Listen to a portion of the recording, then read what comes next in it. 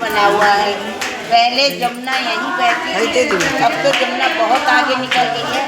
तो कीर्ति मैया की कोई कन्या नहीं थी, रोज यमुना में नहाती और आराधना करती।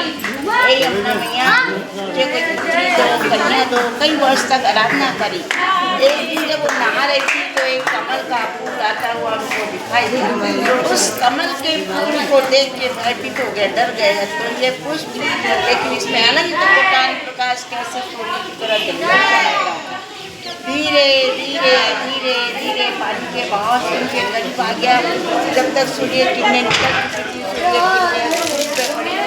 कमल का फूल धीरे धीरे खिल गया। खिलते ही जब उन्होंने देखा एक छोटी सी कन्या नेत्र बंद किए हुए उसमें बैठी हुई थी, तब उन्होंने कीर्ति जी से कहा, आप रोज आराधना करती हो यमुना जी से कि मुझे पुत्री चाहिए, कन्या चाहिए। हेलो कन्या कौन थी? श्री राधा रानी थी। उनके दोनों नेत्र बंद थे। सब जगह ये कहलवा दिया कि हमारे यहाँ कन्या का जन्म हुआ है, लेकिन ये किसी को नहीं बताया कि उनके दोनों नेत्र बंद है। जब 11.5 महीने के बाद कृष्ण भगवान का जन्म मथुरा में हुआ तो कंस के भय के मारे रातों रात वासुदेव नंद बाबा गोकुल ले आए। फिर नंद बाबा ने सब जगह निमंत्रण भेजा, सब गोप वालों को बधाई के लिए। सब गोप वालों वहाँ बधाई देने के लिए पहुँचे। यहाँ से विष्णु जी कीर्ति मैया गई, गोद में राधा जी थे। जैसे वहाँ पहुँचे तो श्याम सुंदर पन्ना में घुटनों केवल राधा उनके करीब जाकर बैठी।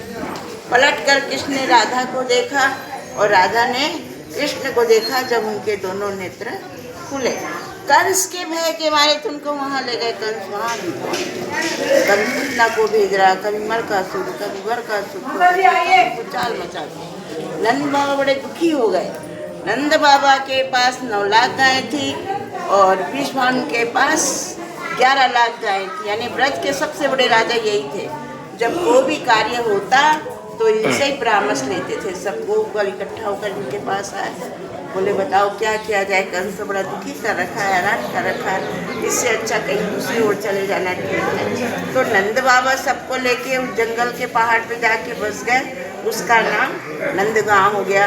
विष्णु जी कीर्ति मैया से बोले, मेरा मित्र चला गया, अपन यहाँ अकेला क्या करेंगे, हो सकता है कंस अपने को भी परेशान करेगा। तो राधा रानी और कीर्ति मैया को लेके उस पहाड़ पे जाके बस गए। उसका नाम विष्णु के नाम से बरसाना पड़ा। बड़ा पुष्ट पहाड़ है, वो भी ब्रह्मा जी का वरदान है। उस पहाड़ को कोई भी राक्षस प्रगति का वहाँ नहीं पहुँच पाएगा, जो जाएगा वो पत्थर बन जाएगा। इसलिए विष्णु वहाँ जाके बस गए। उसका नाम विष्णु के नाम से बरसाना पड़ा। असली राधा जी का जन्म स्थान रावलपुर आना बरसाना यही है। यहाँ बाल स्वरूप सेवा होती है, इसलिए इनको लाडी लाल के नाम से पुकारा जाता है। राधा रानी थोड़ी बड़ी हो गई, जब बरसाने में ले गए तो वहाँ उनको किशोरी जी के नाम से पुकारते। ये जो आप देख रहे मुगल सरकार, ये कोई बाजार की मूर्ति नहीं है जो लाके यहाँ पधरा दी गई हो। ये शंभु प्रगट है, उसी जगह से प्रगट है जहाँ से राधा रानी कमल के फूल में प्रकट हुई थी।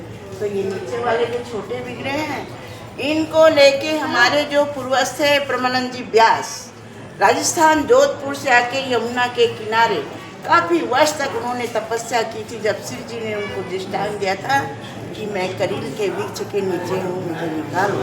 बोले मैया ये तो यमुना का किनारा है, करील करील टैटी टैटी का पेड़ है, आप कौन से करील में विराजमान हो रही हो। तो बोले एक श्यामा गैया आएगी जहाँ चारों स्थान से दूध की धार देगी, उस जगह खुदाई करना। वो तपस्या में लीन मन में विचारे तो यमुना का किनारा है, गाय चढ़ते रहती है। उन्होंने कोई ध्यान नहीं दिया। जब श्री जी ने दृष्टांत दिया, गैया का उन्होंने ख्याल रखा। जब वो श्यामा गैया आके गर्भगृह के पास खड़ी होती है और चारों स्थान से दूध की धार देके जब वो पलट के जाती है, जब उठ के परमानंद जी व्यास ने जगह खुदाई की तो ये ऊपर वाले दोनों विग्रह उसी करील के पेड़ से दूध प्रकट है। फिर इस विग्रह की स्थापना कर दी गई, बड़ा मंदिर बनाया गया। वही पेड़ आज गर्भगृह के ऊपर है, उसके नीचे जड़ नहीं है, ऊपर ही जड़ है राधा कृष्ण के स्वरूप में। वहाँ जो भी दुख तकलीफ भक्ति जो भी अरदास करो वहाँ सबकी मनोकामनाएं पूर्ण। और ना वहाँ कोई पानी डालने का साधन है ना कुछ है, हरा का हरा ही रहता है वो 12 महीना। उसमें फल भी लगते हैं और फूल भी लगते हैं। बोल लाली लाल की जय, बोल राधा रानी।